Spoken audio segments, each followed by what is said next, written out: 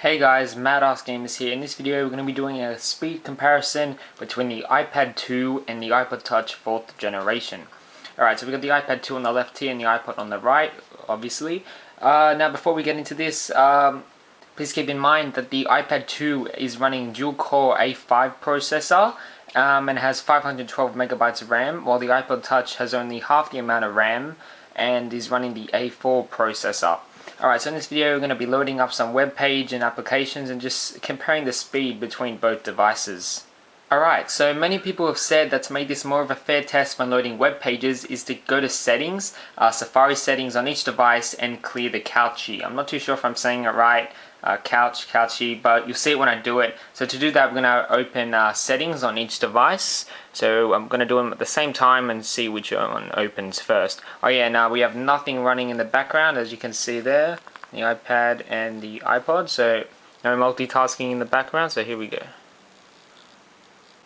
So as you can see that the iPad settings launched instantly when I tapped it. Probably had to wait a second to view the settings. The iPod did take about 2 to 3 seconds longer, but not much of a difference, but certainly a noticeable difference. Sorry. All right, so Safari, clear Couchy, will clear. Whoops, sorry, clear that. Safari, clear Couchy, clear. Alright, so now we're going to be opening different web pages. First off, we'll start with Apple. So both of these in my this site is in my bookmark, so we're going to launch it at the same time. There. Alright, so click them at the same time. Alright, the content's already come up on the iPad 2 and it's already finished, and the iPod Touch is still going and just finished. So it was about not much of a difference, but a difference of probably around 3 to 5 seconds. The content came up first on the iPad 2.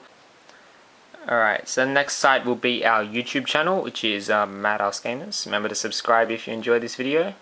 So both of these in my bookmarks, we click them. iPad 2 is basically already loaded and the iPod Touch comes in just then. So as you can see, it's basically the same as the Apple site. Even though the iPad 2 has much more of a screen to load, I'm not sure if that's a good word, but much more of a view to load. So once again, just like the Apple website, not much of a difference, but still a difference. And yeah, so you can scroll through it, it's all good now. Alright, the next site will be the New York Times website.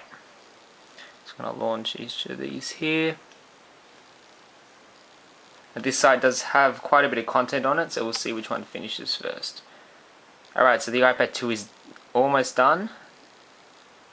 It's still loading, but all the content seems to be on the page. Both of them are still going, and the iPad 2 is finished now, with the iPod Touch finishing a second later.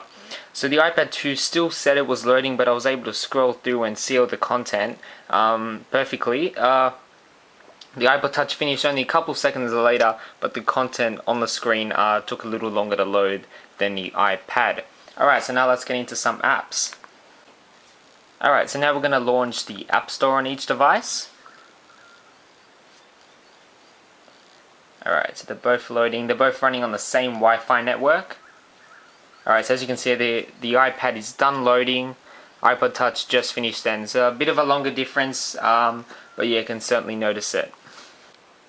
Alright, this time we're going to test Doodle Jump. So here you have it on the iPad. Keep in mind it's not yet, Doodle Jump hasn't been updated for the iPad yet. So this is still the iPhone version. So I'm not too sure if this will be a fair test, but we're going to try it anyway. Alright, so here we go. Alright, so they're both loading and the iPad 2 finished first.